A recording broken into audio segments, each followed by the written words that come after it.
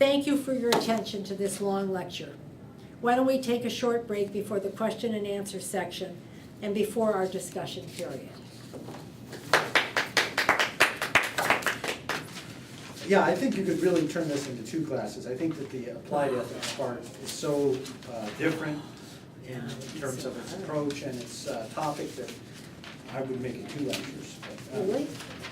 Anyway, let me just ask the questions first. Okay, shoot. I hope I can answer you. Starting with the first half of the ethics, you said that ethics will lead us to happier lives. Why is that so? Why would we be happier if we were ethical?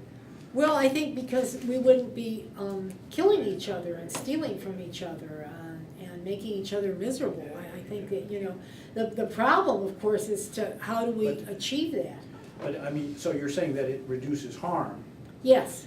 but is that the same as actually happier lives, or is that just, is that a different? Well, that's a good point. All right, it would be a more contented lives, I would think. Yeah, I would think it would be a less anxious life. Less anxious, less insecure? Again, we're carrying with us the things from our primitive state. Even in today's society, Yeah. we're constantly anxious about, what's this guy going to do, or what's this lady going to do, or Yeah. what's this situation going to do? I don't feel I can trust a lot of people in this society. I mean, like you call a tradesman or something, Yeah. and you don't know if they're going to, like, you know, provide you with like the service. And I think it seems to me that things are a little worse now than they were when we Well, were this is a younger. very good point. A very simple thing in our society is your dependence upon tradespeople. We've all had experience with that. One, the washer breaks down. You call and make an appointment for a dependable, with reputable repair service. Then the schedule is made, the time is set. You get a call just before that we can't make it. Yeah. You know, that we have a flat tire or something has happened and we have to come the next day. Then you get another call that, oh, we can't come till next week. And this, you know, this is terrible. I think all of us have experienced something like that. How about all these medical researchers that are falsifying their data? And this year alone, we've had exposure to several cases like that. But I mean, just think about that. I mean, you know, I don't know if they always did and it just wasn't caught or what, but, you know, to me, this is like so frightening. Don't we all kind of worry about this? We've been exposed to these facts. Well, we all remember the Colorado fusion process. Yeah, yeah. Yeah. Scandal. Yeah, and actually Robert Parks in Voodoo Science and you know, I've read that. yeah, you know, he talks about the millions and billions that have wasted on these things. This is, you know, very poor. And then we were just talking this weekend when we saw the film Catfish and what have you, and false identities on the web. I mean, how do you know who you're talking to? Yeah, I don't dispute any of what Okay. you're saying, and it's very valuable, but it's different than claiming it's gonna make us happier. It might make us more Okay. secure. Okay, Well, one would assume that if you're feeling a little more secure, there's just a little room for some happiness. Some happiness, Yeah. Okay. it seems to Not me you could necessarily. relax a little and maybe, you know. You know, I'm just asking you to defend your claim. Good point, Your good point. claim to the importance of ethics and, Mhm. you know, is ethics, should that be the goal, even to be ethical Yeah, that's a good question, but I don't see how we can get around it. as I a mean, civilization? Yeah, I mean, yeah. Yeah. Okay, and then the same thing with this term right, human rights, the right to this or the right to Yeah. that. From where does that, if one is an atheist, from where does this idea of a right or I have a right? That's a good point. Where does that come from? Because Where is the this Christians believe in, and of course. That God gave Yeah, them that rights. God gave them the rights. So where does I our think right it's come kind of an agreed thing, isn't it, that, you know, that as humans, and now we're finding out that animals too, that we have a certain, maybe there isn't a right, so to speak, that it's God-given, but don't we kind of all agree, many of us, that there should be some kind of basic standard set for people to flourish, human flourishing, Because- maybe now animal flourishing. I mean, even if we agree that, okay, ethics is important to civilization. Yeah. Having a right then implies that there's some remedy if my right has been violated. Yes, there's some remedy Maybe, that I'm supposed to get. hopefully. So I can say, well, I have a right to health care now. Right. That's a new right. Right. So that the remedy would be then universal health care. Yeah. But again, where does that come from, and why is a remedy? Well, it doesn't, it's just now an understood thing, I mean, among, like, many ethical philosophers, but you're absolutely right, we do not have this, anchored in a transcendental other, and we must, that's part of the problem, we must, like, argue these things out and make these decisions ourselves.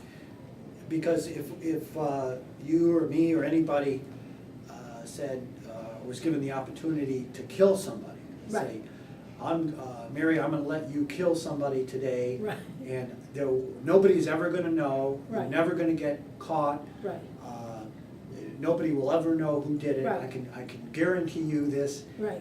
What would prevent you from doing it? What is it that would prevent you? Probably Where's the something that's foundation? been inculcated in us, we're conditioned Which is too. conscious. Yeah, we have to decondition soldiers.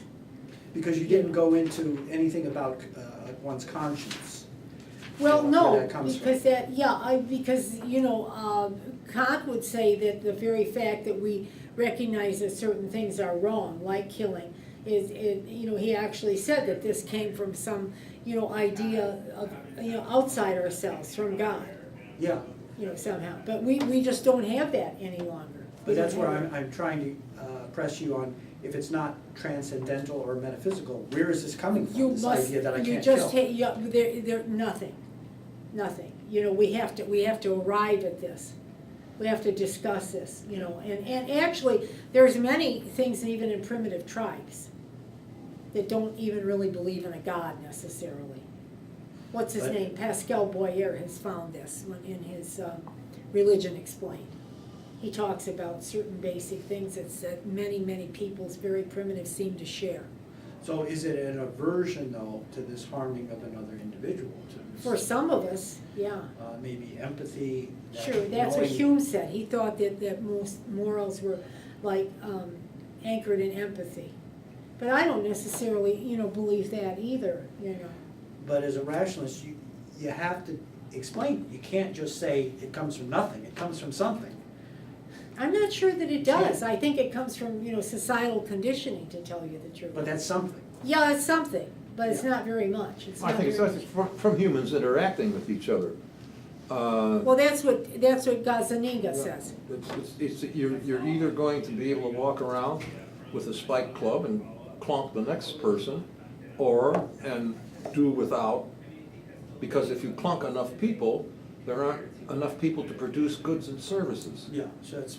And you've got a problem then. And somebody can clunk you And too. then, if your club is not as big as the next club, that person can club you. And so we don't feed ourselves, we don't clothe ourselves, we have a big Well, problem. now you have a Hobbesian social contract. Yeah.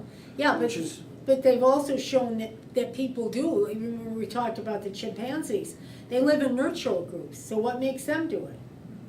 Nurturing groups? Yeah, Yeah, yeah. nurtural groups. They'll They go and nurture kill each other. other, they'll go on However, raiding parties and The kill. males will gather kill other together and tri- go off to the next gathering of Tribe. chimps and kill them. Yeah, kill the males, but they generally don't kill each other too much, once in a while, of course, as humans do. But generally, they're nurtural, like we are.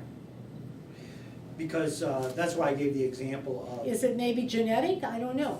Some people say that a certain amount of morals are anchored in the human gene. I don't necessarily believe that, Okay. I'm not sure about that. I'd have Because- to give you a big I don't know. But then purely as a rational argument, you're really not making much of a compelling case for ethics. I agree.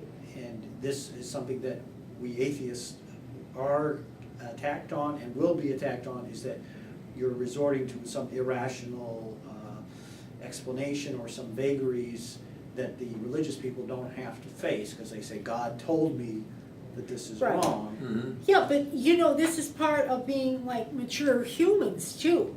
That we have these difficulties, we know we have, problems with ethics and morality and what have you. And, we have to sit down and work this out. As Gazzaniga says, we develop responsibility in interaction with humans, with other humans. Like, this is very important.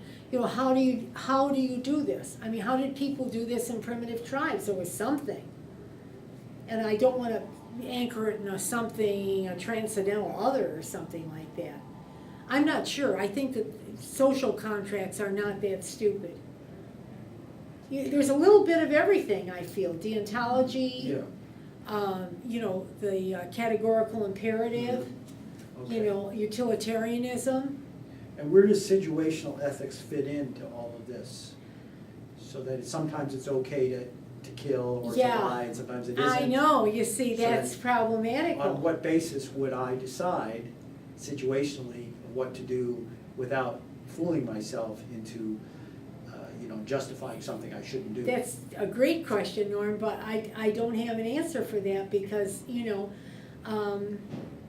if you're a utilitarian, you would look at consequences. Say maybe if you had a chance, you know, the old saw, I hate to bring it up, but if you had a chance to kill Hitler, you know, and get away with it, you know, wouldn't you be correct to do it? You know. Podgman, who writes probably the best textbook on ethics, comes up with a very funny thing about Hitler. What if Hitler's grandmother, you know, like was for consequences versus intent, was carrying him and as a baby, and you know she tripped, but she was able to grab him so he didn't fall down the stairs and die. You know, this baby. The consequences were terrible, but the woman's intent was very good. This is the difficulty. Yeah. There's a Twilight Zone episode about that. No kidding. Oh, Yeah, that's great. The remake of Twilight Zone. I wonder if they read Podgman or if he read it, if he saw the thing. I don't know which came first, chicken or before the egg. Yeah, it may have been Outer Limits, but it was one of those Okay, shows. great. Yeah. You didn't define Calvin's Geneva. I don't even know what that is. Oh, well, that's I where know Geneva. that's where they settled, the Calvinists. And what did they do in Geneva? They were like burning people that, you know, didn't subscribe to their ideas and everything. Okay. It was pretty bad. You can look it up on Wiki. A if you branch of the want. Protestant rebellion. And they were into movement. predestination too, you know. The Reformation. Which and has so forth. influenced us here in the United States a lot. But they were burning Catholics or And just about atheists? anybody who disagreed with any of their ideas. Very much like the M's. M's. Muslims. Muslims. Oh, okay. And then where would you classify Nietzsche as far as in the ethical schools? Oh, boy. It depends on what page you turn to. Well, he said that we had to study and get a new set of values. But I was recently reading Luc Ferry's book on morals, and he likes Nietzsche and reads him, but you know, he says that there's like a lot of difficulty with morality in Nietzsche because, you know, it can be used as a license, you know, to do harm by people who misunderstand it. And it's not so easy to misunderstand it. He gave a very good discussion on it. I think Nietzsche is probably not a good place to formulate ethics. It might be to criticize Christian ethics, definitely, not might. It is definitely a good place to criticize Christian and conventional ethics. But he never gave us a starting point. He said we needed a transformation, a transvaluation. But he didn't formulate that himself. No, he never did. He never did. In fact, nobody has. Everybody's been writing and writing and writing and writing. There's a lot of morals. And as I said earlier in my introduction, not much morality. If you read Louis Pangens's book, which a lot of philosophy professors use for beginning philosophy courses, it's very involved and really very good. And it deals with a lot of questions, Norm, and I think it's in like, oh gosh, I can't remember how many editions now. Could you repeat that again? Louis Pangman. It's if you go to the AtheistOrg, AtheistScholar.org, you'll find it under, you know, ethics. You'll find that I recommend that book, and it's used in philosophy classrooms all over. But you know, I mean, he's not necessarily an atheist. He gives all points of view. You know, he does talk about how being raised in a religious home and all these things on ethics were anchored in the transcendental other. So, you know, everything was supposed to be solved by believing in God, praying in God, reading the Bible, etc. Our unwanted guest tonight. Yeah. is right out of that. His Yeah. statements of what Poor man. actions he took in his life, how he worked out his problems, Poor the man. decisions he made, I felt sorry for him. straight out of that straight. He's an excellent living example of it. You know, Dan Barker talks about that, the head of Freedom from Religion, in his autobiography that's so popular among atheists. And he talks, I think I've mentioned this to you guys before, he talks about it got so crazy, he was, because, you know, he was a religious minister, but that he actually, you know, he would just depend on God to like guide him or take care of him. And he ended up he got off the road somehow, you know, one day when he was on a business trip, and he ended up like just driving zigzag through a field and expecting God to guide him. He was praying for guidance, and he ended up like in the middle of this empty field, in the middle of like nowhere, and such discouragement, he said, such disheartenment. Well, but you know, we laugh because we're atheists and we consider ourselves rational, but think how terrible he felt. And in the And middle, that's what in the this- middle of that field, just imagine how empty his universe felt. Yeah, and that's what this guy was saying. You know, he said, I've made financial decision, I expected God to protect me. Move. No, And that's he changed not- his location. He's changed Moved. locations and moved, thinking that Okay, God would take care of him. back to class. Sorry. Well, that is part of it. That is part of the though, class. isn't it? That is part of it.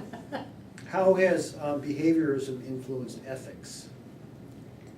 Oh, If Skinner says the reason that we stop at a red light isn't because it's the law to stop at a red light, it's because we've been conditioned to stop at the red light. well, that's quite true, because years ago, in the 60s, I can remember friends that had visited, you know, Germany or had come from Germany were saying that, you know, they were shocked, because in the United States, if it's late at night and it's a small street, you know, now this was in the 60s, I suppose it's changed in Germany or whatever, and you'll walk against the red light, you know, because there's no cars coming. I mean, you know, you can see, I mean, it's not a very long street to cross, but at that time, Germans would not cross Is that generally. right? Yeah, I mean, I'm sure there were Germans that did, but in general, they would wait for that light to change, you know, so that's stronger conditioning probably about the law than Americans have. But you can see that, examples of that today, right here in the United States.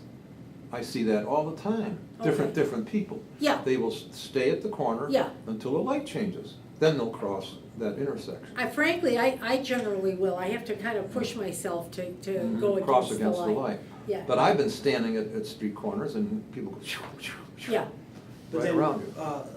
one could argue that most of our ethical behavior is actually not coming from ethics, but from conditioning. Well, good point. It probably Could be. is. I think a lot of We it can is. It condition probably someone is. to do something Yeah, else, it probably is. Mhm.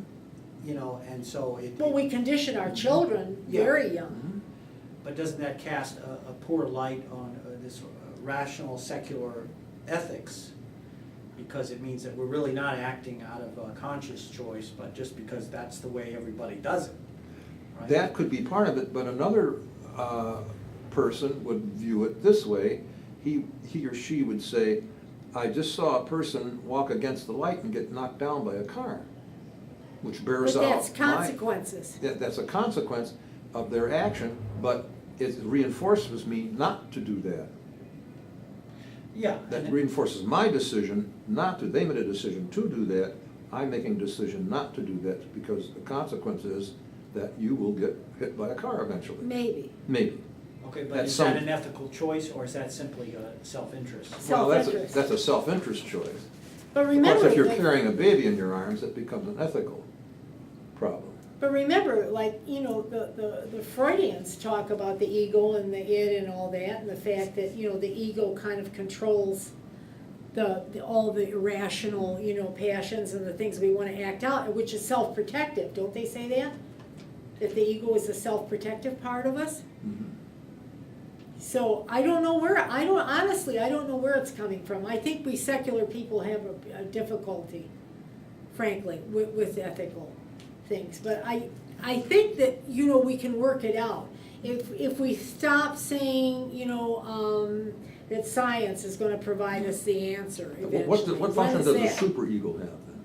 It's supposed to keep us from doing things, but it goes out of whack, I think, and gets irrational, Mhm. right? I mean, it's supposed to keep us from, No, the It's the other way around. superego is the one that controls. The superego both is the one that ego and says, the id. Oh, thou okay. shalt not. Yeah. oh. The ego says, Ego I'm is- gonna try to do this. The id says, let's do this. The ego would be the Yeah. conscious drives, Mhm. Okay. and the id. The id would be the unconscious drive, come on, let's do this. Well, those are the things that your Take this parents action, taught do you, this. and your church taught you, and society taught you. And it somehow Yeah. goes wrong in a lot of us. Yeah. When you're talking about the social contract, you mentioned that government enforces the original contract, but I didn't understand what the original contract was. The original contract, this is what Hobbes said, and it's kind of been, it's been in a lot of dispute about it, but yeah, the original contract was among people. Like, we won't hit each other over the head, we won't kill each other, we won't do this or that. But I think what he found was, as society got bigger, a little bigger and more complex, that you really needed like a strong ruler, an army, you know, and what have you, to enforce all these rules. So he just took it one step further. You know, it's like having this little tribe that agrees to, like, you know, not harm each other as much as they can.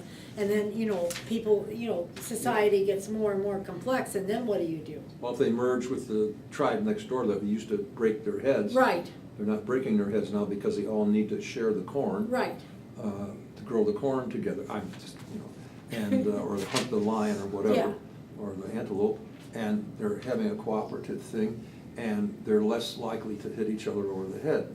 Yeah, but if they merge with 4 or 5 tribes, let's say, or Then what they have need you, some, really you need probably need, at that point, like a reinforcement. a leader, Yeah. a ruler. Who can reinforce, and who has troops to help him. Yeah, you know, he'll probably have a police force. little thing of bodyguards at first, and it just grows and grows, you know. So is punishment part of ethics as well? Yeah, I think it has to be. I don't see how we can get around it. So that means that there's an ethical choice to make on how to punish someone for sure. being unethical? For sure, yeah. So you didn't really go into any of that? Well, because again, it's a, you know, the talk would have been like 3 hours, 3 but hours. Foucault dealt with a lot of that in Discipline and Punishment. As a matter of fact, Jeremy Bentham, who we you know, kind of are speaking pretty, you know, admiringly of this evening, got this idea, and the concept is still talked about, the panopticon, whereas you didn't have a lot of guards and what have you, but the prisoner was always on view by people in the tower, and he didn't know when he wasn't on view or when he wasn't, and usually he spent most of his time in this room. Now this is very like cruel.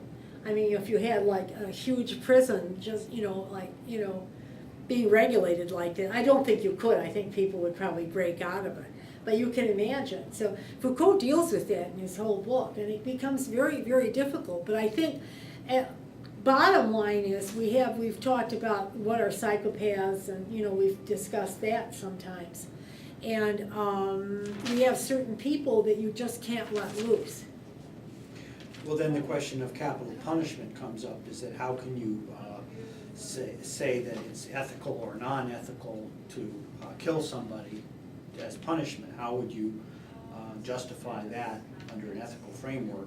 Well, I feel it's very wrong, because again, we're taking potential from people. See, to me, I think I agree with Singer about human potential, and the fact that when you've killed that person, you have cut off any potential. I mean, we don't know. This person might be like a horrible person from the time they're, 5 until they're 100. Say they live to be 100 if we keep them in prison alive, but we don't know that, and that's important to me.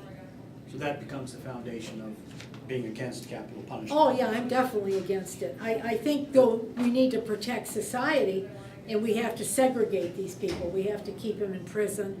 You know, I don't see the point of keeping them cruelly in prison. I mean, I know some of these people commit such awful crimes, you know, you'd like to, like, torture them. I mean, I've had that desire, but, you know, your brain. And then what do you do in the case, what we did with Osama bin Laden? We don't know really that there was that much resistance, but we killed him for the greater good, I would say, because can you imagine if we had kept him in prison somewhere and had a trial? thousands of people would probably die. You know, there'd be uprisings, you know, even though he had lost relevance, I think he would be relevant again as a martyr. You know, so what do you do in that case? All right, we killed him, we cut off whatever potential he had, you know. I don't think many of us feel very bad about that. What is a chimera? A chimera is exactly what, well, sometimes a chimera in, it's used two ways. The way I used it was this,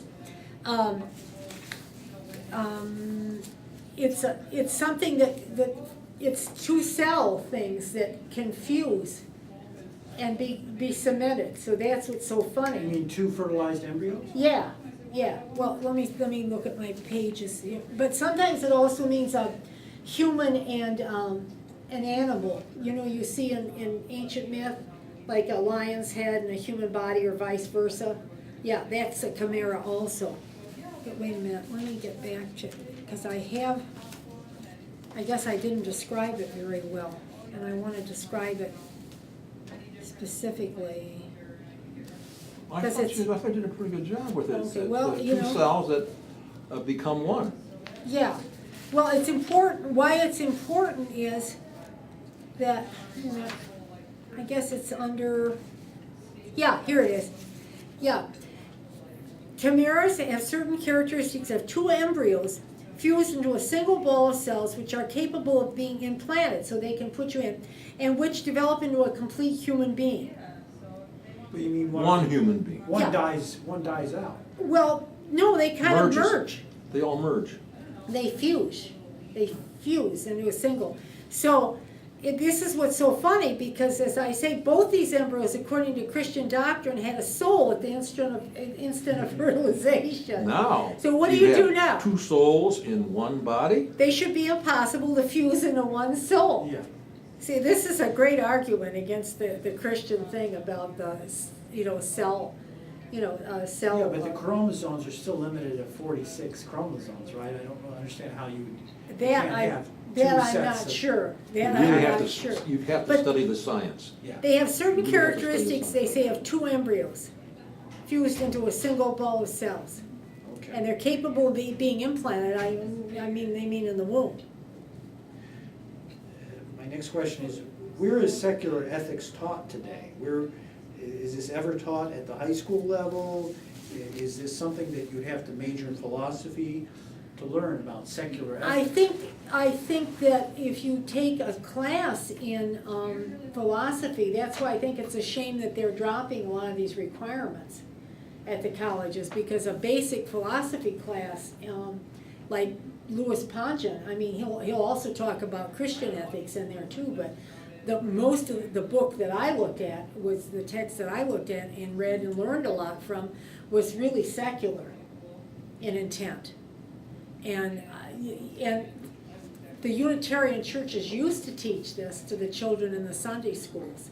What they're doing now, I have really no idea, but I know our son was taught under that system. I don't know if it was so good.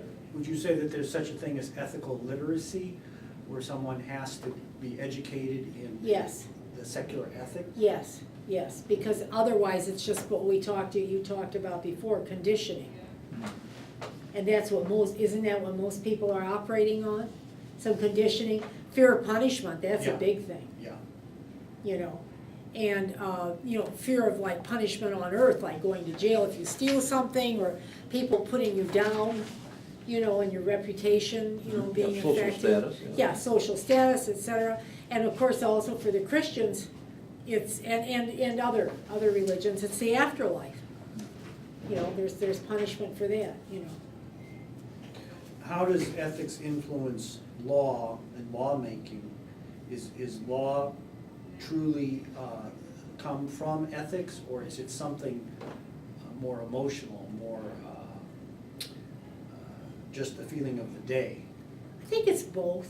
But I think it grows out of this sense of how do we handle things in this society? What's wrong and what's right, what's allowed and what Yeah. isn't. Well, because there never used to be a law that said marriage is the man and a woman. Yeah. There never was a law in the books to Well, define because marriage. that's because everybody assumed that marriage was between a man and a woman. Now we have a new situation arising. Yeah. Gay people are saying we have a right to be married. So, is that coming from so this law, is it coming from a religious ethic, or is it just the aversion to the gay marriage? What? Well, I think it's both. I know when the last time I was at Wayne, when I studied Italian post-grad, it was interesting because some of the young people were really pro-gay marriage. I mean, just pro-gay, even though they were heterosexual. It was like a big change from what I remember in college, because many young people were against it when we were in college. And it was interesting because we had a professor that was pretty anti-gay.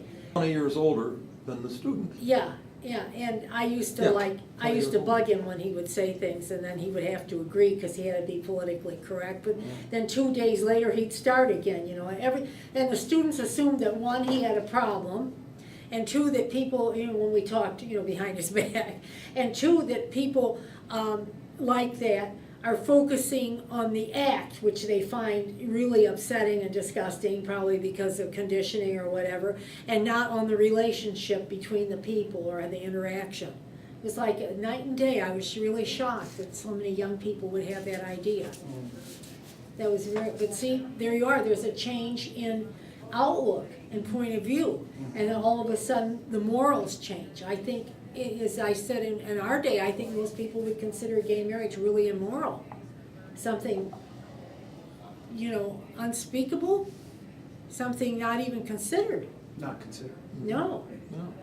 I mean, first of all, the gay acts, I mean, you know, sexual acts would be like too weird for a lot of people. Well, they were against the law. Yeah, and that's right, they were against the law. Michigan. Yeah. What about, is the desire or the belief that the truth is important? Is that an ethical belief, that the truth is important? Is that ethics? Oh, boy, you've got some questions It's a good tonight, one. isn't he That's good? a good one, yeah. Yeah. So if I say, well, I'm not really interested in the truth, is that unethical? If I say, I just want to believe what makes me feel good? Oh, is that's an unethical. That's an I think. unethical? I think so, don't you? Yeah. So our visitor here who had said, oh, you know, I struggle because of, he said, I want to believe. Yeah. So is it unethical to say, I want to believe something because it makes me feel good? Yeah. Yes. And then therefore, on the other hand, is it ethical to say, I only want to believe the truth, I only want Yeah. to find the truth? To me, it's Big ethical. difference. Yeah, to me. I think, because he talked to us about the fact that sometimes he was coming to the conclusion that he was just like living in some kind of fantasy when he was looking to God for something. But who has really articulated this? Because I'm not sure if I came out of your lecture, is that seeking the truth is the ethical way to live in pursuit of the truth. Well, that's tricky, because what is truth then? I mean, if you start down that path, I'm looking for the truth, a Christian or a Muslim or somebody, or a Buddhist will tell you, well, this is the truth. Well, Yeah. sure, but that's a different issue, right, of how to identify the truth. But Okay. even just this goal of, I want to find the truth, Truth. is that, you're saying that is an ethical That's an belief. ethical position, but I But- don't know that we'll but ever who- find truth. But I'm not asking to find the truth, I'm just saying. Striving. The striving for the truth, the ambition I think for- that that's an ethical But where does it, position. I'm not hearing any of that in the list of philosophers that you've given me. Who's talking about the truth is important, the truth is of value? Why is the truth valuable? You're just giving that axiomatically, that it Okay. is. Why is it important? Well, actually, to me, I don't think it always is that important, you know, I mean, I find. Well, this is what I think should be true. Yeah, as okay, science, I yeah. think that this should be true. True, yeah. And so I'm gonna make up the data because they this is do. what I want. Oh, and don't They they? do. All right, but we would say that's unethical. Yeah. Yes. As a matter of fact, C.P. Snow wrote a really good book about this, a novel, and they assumed that some scientist that had done this, he was getting a little dotty in his older age, but he also too, I think some of those guys, and Snow brought this up, that that they think that the facts will catch up. So they'll fudge the data right Yeah. now, and then eventually Yeah. people will get to that point. and they'll Because see it's it. true. Yeah, and then Yeah. the experiments will be correct. Yeah, we know the truth, let's Yeah. find the facts. Yeah, Yeah, yeah. so to me, and this is just a comment on feedback on your lecture, is that seems to be the starting point, is that making up the truth is unethical. And therefore, finding, ethics, finding what's ethical is important. It's That's a not- good point, Norm, yeah. I didn't It's consider it, quite honestly. You might put that, you could put something like that at the beginning of the lecture. I might, yeah. This is a journey. Yeah. These Yeah. are an introduction to a journey. Yeah, That is continuous Yeah. for human beings from the time of the Greeks till today. Yeah. We're all been working on this for centuries. that's what I find so frustrating about the topic, and I'm not good on this topic, it's very hard for me to put this together, But wouldn't it separate an atheist from an agnostic? An agnostic would say, the truth doesn't really matter, I don't know, I don't have proof, therefore I'm an agnostic. Whereas an atheist would say, no, the truth matters, evidence matters, it's important to find. No, I don't think, honestly, I don't think an agnostic would be, I wouldn't consider them unethical. Because what there's, it depends like what kind of an agnostic it is, a soft one or a hard one, because the agnostic might just say, well, I don't have any evidence, and that seems to me to be like a rational position too. Dawkins in his book says that he'd have to be considered, if you're taking the term agnostic correct, that he would be considered an agnostic. And I can remember when we had our group in the Grosse Pointe area on the east side, that why he was saying that he would have to be considered an agnostic, why he couldn't call himself an atheist, because she knew there was no God. And there we are. That's making up the truth too. That sure is, because you don't feel the presence of God, then all of a sudden there isn't one. I mean, And the next person comes along and feels the presence like of God. Yvonne, yeah. And there we are. So I don't think an agnostic would be unethical, They might be kind of wishy-washy. I mean, we've laughed about them. But if I charge the agnostic to say, well, provide me the evidence for your belief that there might be a God, or that it's not possible to know, I don't think that they can provide any more evidence than I could to That's say, there is no evidence. See, that's what you get down So to, really. where is our gap? If they say, I don't know, what part of it, what evidence do they have that I don't have? Well, we're not being totally scientific, when we say that there is no God. Well, only if we mandate it, only if we say, I know that Yeah. there is no God. Right. But we say, I Yeah, have or no there evidence. is no God, yeah. I Yeah. mean, we have no evidence I have for no God. evidence that there's no God. We have no evidence for an afterlife. And therefore, Yeah. I have to conclude. That there probably is God. not, yeah. Yeah. But, I think we should always be careful, like Dawkins says, there probably is not. Although, we all know that there isn't. Okay, I think it's better, especially when you're talking to religious people maybe, or agnostics, to say that there's probably no God. I guess it's a personal preference, but I like to be a little softer when I'm talking to the religious. And it also reminds me of, is honesty unethical? And I'm just asking this rhetorically. boy. Is honesty ethical? What is it that makes honesty unethical? Why is it ethical to be honest? Why can't I, just things that would not affect you, why can't I make up that I wasn't born in Chicago, I was born in New York? Why is it unethical to say I was born in New York? That's interesting, that's very interesting, because we were talking about this a while ago, and Your friend who makes yeah, things up. yeah, who made up this, I felt betrayed, Okay, but what if it didn't harm you in any way? Well, it didn't harm me, You were as just- far as I know. You were just the receiver of Yeah. information that simply wasn't true. Wasn't true, yeah. Why is that unethical?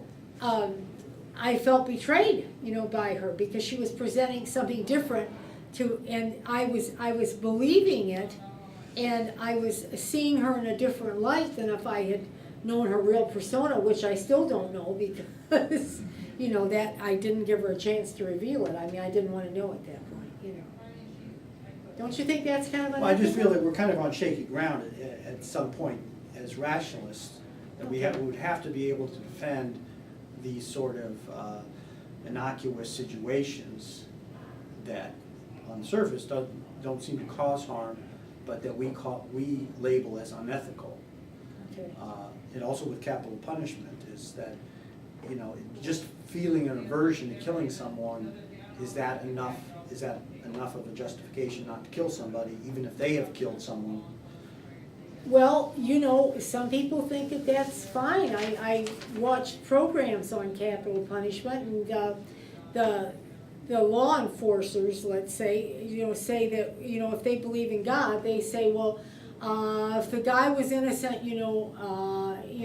God will sort it out.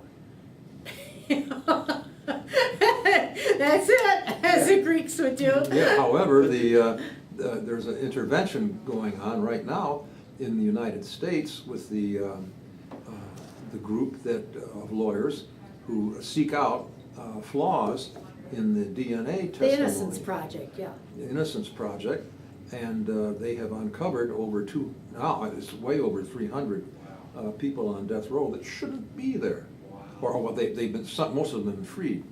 Or in life in prison, Or in life in prison, or someone serving life in prison, and they shouldn't be there. Yeah, but see, that's how these people get around it. They say God will sort it out. So if you send them to their death, God will take care of it, I guess, and put them On in heaven. my conscience is free. Yeah, But more closer to secularism is this idea of utilitarianism, and so that Yeah. even if we were to put, 2 in 100, 2% to death who were innocent, what if deterrence saved 2 people from That being would, murdered? yeah, that would be good, if it worked. but it doesn't. Does it? It So you have doesn't work. scientific No, evidence of yeah, that? yeah. Yes. It And it's doesn't not a work. deterrent? Yeah, Ohio and Yeah. Michigan are excellent examples of Yeah. that. All right, I would be interested. The crime rate in Ohio, which has the death penalty for murder, is no different than Michigan's. Is that right? Although I think maybe, I don't know, I haven't followed it for years. It could be different now. No, it with could all be our different. dope Okay. killings and Or everything with like the that. drug killings. Yeah. But over Before. the years, up until at least 10 years ago, last week, I was aware of the Yeah. statistics, was that there was no statistical difference between murders per 100,000 in Michigan and Ohio, and one state had the death penalty, the other state did not, so why put them in prison for life? Look at China, That's a good- look at China, how these I didn't know officials are cheating and everything, and then it's death there. No, every You month don't just somebody, get every tried. month somebody gets shot at the firing squad. Yeah. For corruption. Yeah, corruption. and yet they keep going on, They're because still- apparently enough people get away with it that they feel that they might be, that they will. We have a chance. Yeah, they have a chance to evade it. I think that's the psychology of it. So it's not much of a deterrence, and when you think about, in the Muslim countries, how they're always chopping hands for theft and stuff, but people still Does that steal. stop theft? I don't have an answer for that, but I don't think it's much of a deterrence. Okay, well, that's good to know. These studies are very good from the rationalist point of view. But I have a better example for you with the utilitarianism is the vaccines. They say, well, I can vaccinate 1 million children, and prevent, I don't know, let's say 1,000. Yeah, let's say I'm gonna prevent, I'll prevent 50 deaths, in these 1,000. Did I say 1,000 or 1 million? I think you But- said 1,000. Of 1,000, I prevent 50, let's say 50 deaths.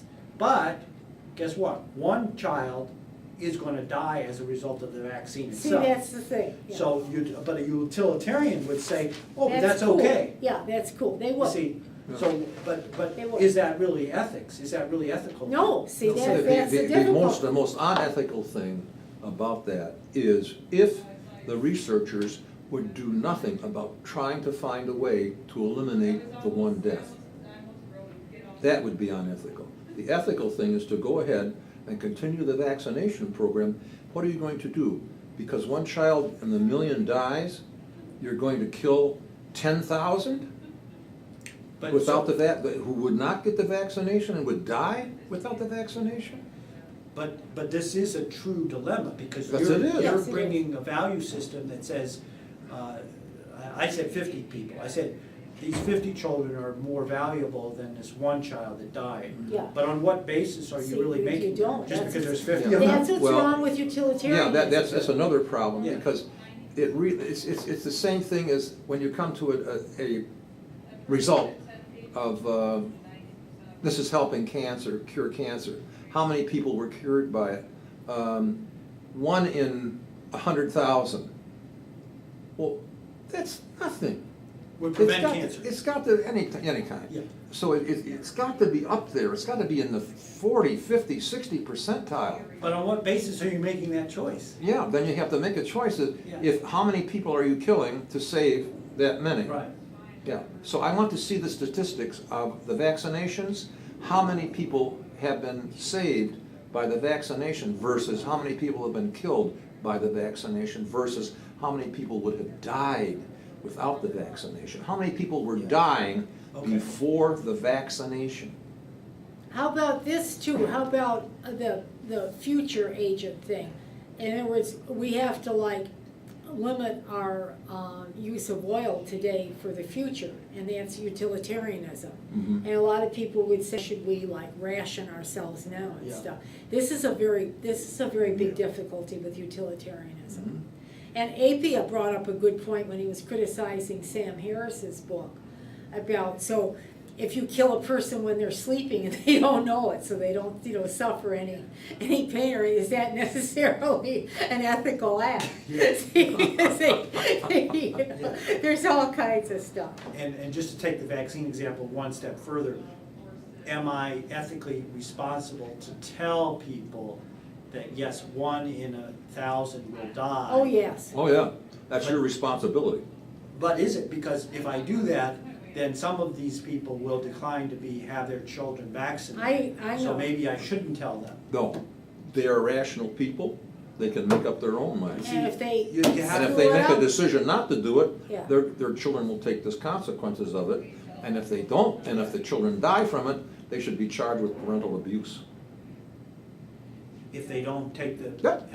vaccine. But you see, I don't agree though, why Yeah. should they? I mean, that's, see, this is tremendous ethical discussion Yeah. here, and I think that we're all on shaky ground on all Of course these we are. areas. Anytime you start to talk about ethics, you're walking on earthquake ground. This is Yeah. what I hate about ethics, and this is why I hate to deal with it. Well, If I you think take a it's position in wrong. ethics, there's 3 positions coming against it. Yeah. 3 positions are, Because even in the politicians today, still have to appeal to this utilitarian ideal that, well, we have to do the greatest good for the Yeah. greatest number of people, Yeah, right? that's America, yeah. Which is, the social policies, the support of even things like welfare in some form, they wouldn't completely wipe out, right? Yeah, well, I don't know, It's- some of them I think might, but they can't, I mean, they can't, but that's, Yeah. again, that's utilitarian, that they can't really do it. Yeah, and I am struck by that as much as they say that they're Christians, there's something else, there's another ethic Sure. going on there, which is more universal than just Christian ethics. I think they'll probably say, well, it's Christian to help people, Okay, to give charity, to help the poor, yeah, but the way that our political system frames things, right, it almost forces them to be in this secular ethical realm, right? To say, Yeah. elect me and I will keep the middle class secure. They don't say, I'm gonna give you, I'm a Christian, so, I'm in favor of justice. I'm an American, so I'm Yeah. in favor of justice. That's just my comment, no, observation. this guy's brilliant, isn't he? yeah, and I would like to hear a politician say what you just said. Which is what? I'm a Christian, yes, but I'm an American American. who believes in justice. You can think send that they off would. to somebody I for think a they would speech. say, I'm an American, Speech rate. I'm here to defend the American way of life, Yeah. middle class. Well, that's what they used to say, but I don't hear very much of this anymore. Yeah, I think that it's gone every which way. A couple other areas that I wish you had covered, I'm just gonna comment on, is collective guilt and inherited guilt. Oh, boy. In what ways are these unethical and why? That is, things like reparations for slavery. Is that an unethical demand for one group to require reparations from another group of, for what their ancestors did? Right. Is that an ethical or unethical? I've always point of thought it was view? kind of an unethical point of view, but I'm just, I don't have any real rational, I think, answer for that, other than the fact that, this happened in the past from a different group of people, and we have a different consciousness now. Why, again, that's that consequentialism. But if you you know. were to have benefited, I think so much of what we're talking about tonight is just demands for a rational justification for your position. Right. And not just, well, it feels good, so that's my position. Yeah. Because it makes me feel Well, good. see, that's what's wrong. That's I not mean, enough. yeah. That's just another religion, right? Yeah, Even if you call yourself an atheist and you say, Yeah. well, it feels good for me to give Yeah. to these people because I think I owe them something. Right, Well, on right. what basis is that? And inherited guilt is the same thing when, the original sin is so fundamental Oh, to yeah. Christianity. Mhm. yeah, And it was actually, and to Judaism, this idea, of the sin of Adam and Eve was one of the first areas where I started questioning Judaism. It just didn't seem fair that I had inherited guilt. Play meant that there's no way that I could be guilty for someone else's sin. It just doesn't make any sense to me. But that's what the Jews and the Christians would have us believe. oh, yeah, well, So- that makes it easier, doesn't it? That justifies then, everything that's going on. We've inherited original sin, and therefore, we're all rotten, so we need all kinds of, laws and what have you to control this. There's a lot of, Michelet, I think I'm pronouncing him right, he was a European intellectual that the Europeans are still arguing about, and of course, we don't hardly understand who he is in the United States, but people like him who were very conservative were going from the idea of original sin, and their Catholic, consciousness, and it's still being argued in Europe, what does man need? What kind of checks and balances does he need, And to me, though, that this sort of ethical investigation leads to atheism. Because at some point you have to discard that ethical school that says that the Bible tells me what's ethical. But not everybody discards it. No, but it's in modification, it's in play. Oh, sure. So it's not frozen, even for Christians, it's No, not frozen. no, it's changed a lot. Like people point out, contemporary Christianity is very different than it was even 100 years ago. Right, so It keeps evolving. I think there's a great value in keeping this discussion going, not just among the atheists, but among the Christians Oh, as yeah. well, making sure that they are challenged.